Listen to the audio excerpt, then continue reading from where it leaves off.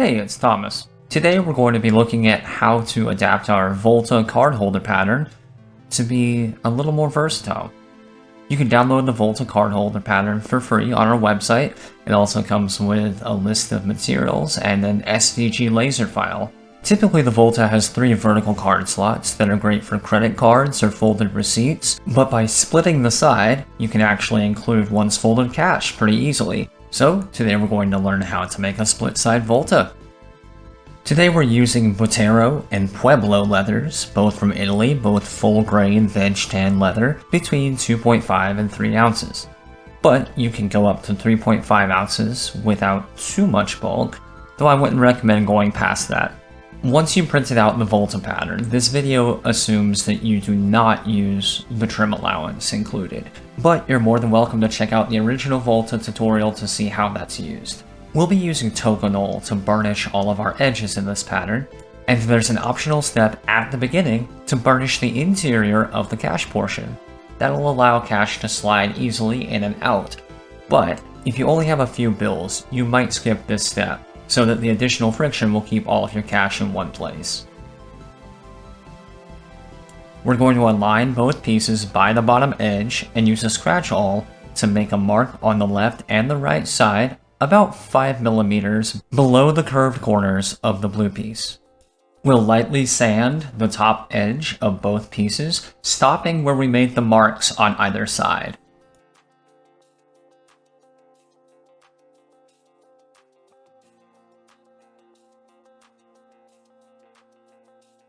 If you'd like to crease your edges, we'll take our heat creaser and move from one mark to the other along the top edge. We'll do that for both pieces. If you don't have an electric heat creaser, a manual heat creaser works great. You can heat these up over alcohol lamps or normal candles.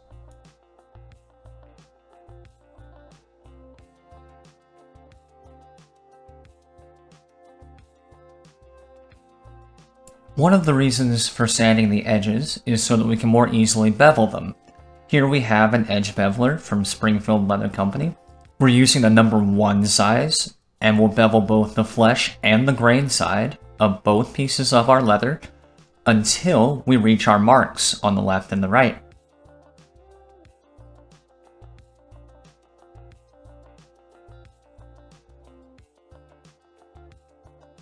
I like to use these squeeze bottles for Tokonole. It makes application a lot cleaner. You can find them at Rocky Mountain. There's a link below. Next, like always, we'll burnish the top 2 edges with an edge slicker.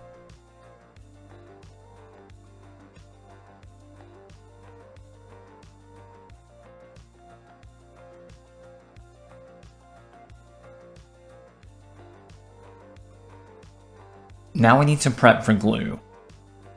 This is a roughing tool from Tandy. Since we're using a water-based glue, we want as much texture as possible on the leather. You can also use a scratch awl, but go ahead and rough up both sides of the interior piece, stopping at our marks, and only the bottom of the flesh side. Next, we're going to find the middle of both of our pieces, and place a small mark at the very bottom. What's that going to allow us to do? It's going to allow us to glue part now and part later, which is important for the split variant of our Volta.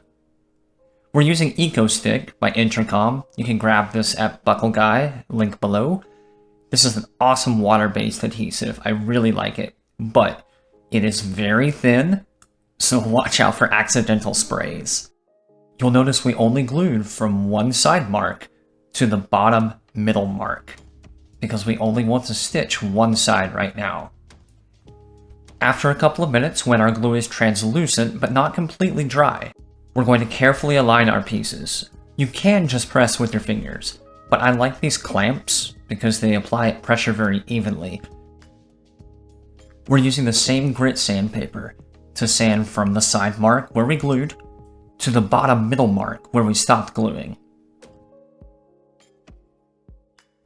When we stitch, we almost always set our wing dividers to 3.5 millimeters. That's far enough from the edge that we won't get puckering when we hammer our holes. We're using Rocky Mountain European pricking irons with 3.85 millimeter spacing. So we'll put some holes, starting at our original mark, but stopping a little bit before the bottom. Using a bone folder, we close up these holes so that sewing doesn't blow them back open. And we have Vinamo number 5, 0.6mm thread. The thickness of your leather is going to determine the amount of thread that you need, but a good rule of thumb for us is 5 times the length of your stitch line. I don't always use beeswax on Vinamo thread, but it does help with finger fatigue if you have a long day ahead of you. For this size threaded hole, we like John James 004 harness needles. It's super easy to slip the Vinamo thread through it. And we're going to use 2 needles for the traditional saddle stitch method. We started on the next to the last hole to give ourselves a back stitch. You may notice that we did not lock our thread onto our needles at all. I've heard this referred to as the long tail method, so that's what I call it. This makes removing the needles super simple when you're done. And if you have long pieces of thread, you can slide the needles along the length, which actually shortens your pulls. There is a popular brand of thread burner called Thread Zap, but I've actually had a fair amount of trouble with those burning out on me, no pun intended. And I've had much better luck with the Sailrite branded thread burner. I use rechargeable AA batteries for these, which honestly pay for themselves almost immediately. It's a good habit to tap down your stitches on both sides so they don't catch on anything over time. And the saddler's hammer is a fantastic tool. Next we bevel the portion that we just stitched, but only that portion, not the corner and not the bottom.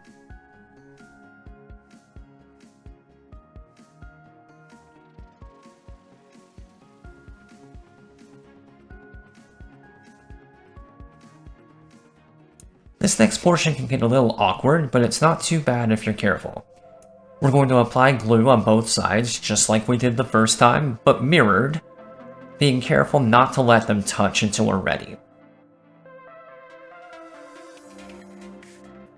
When we fold our top blue piece over, it's important that the edges are as flush as possible.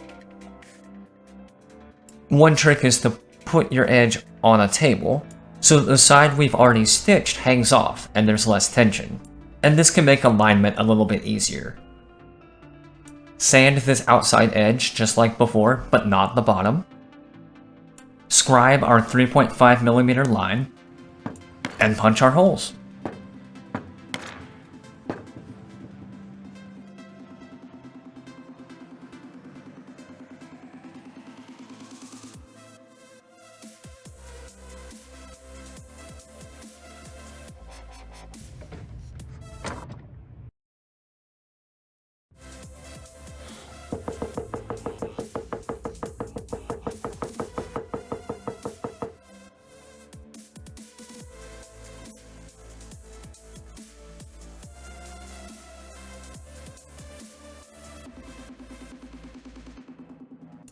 Finally, we can glue the bottom edge.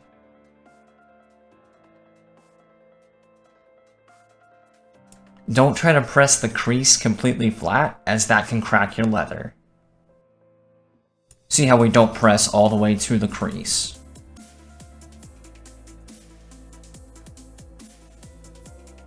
After we sand, we'll scribe a line that's completely straight. We're not doing any curves.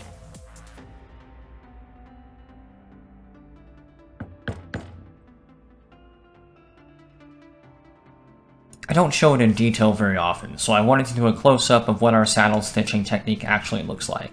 We open up the hole a little bit with the right needle, then push the left needle through, bring the right needle back in the form of a cross, pull it through with our right hand, should be very loose, pull the thread down so it doesn't get caught, and put our right needle through from the right side.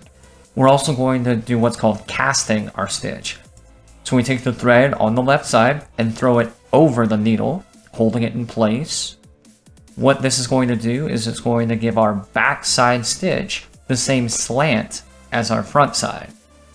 So if you ever have issues where your front side stitch is really nice looking and slanted, but your back stitch is flat or straight or looks inconsistent, casting your stitch can help. So once we have our cross, we pull our thread back so we don't catch it, put our right needle through, cast the stitch, hold that in place, pull the needle through, and when we pull, right hand comes down and back, left hand goes up and forward.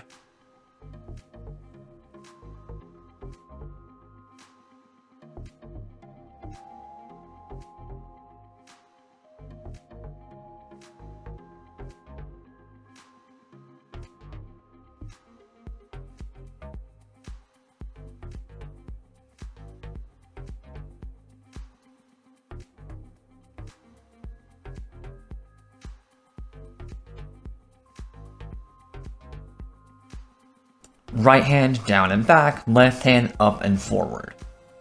And there's our stitch line. We can cut our thread, burn it, tap it down,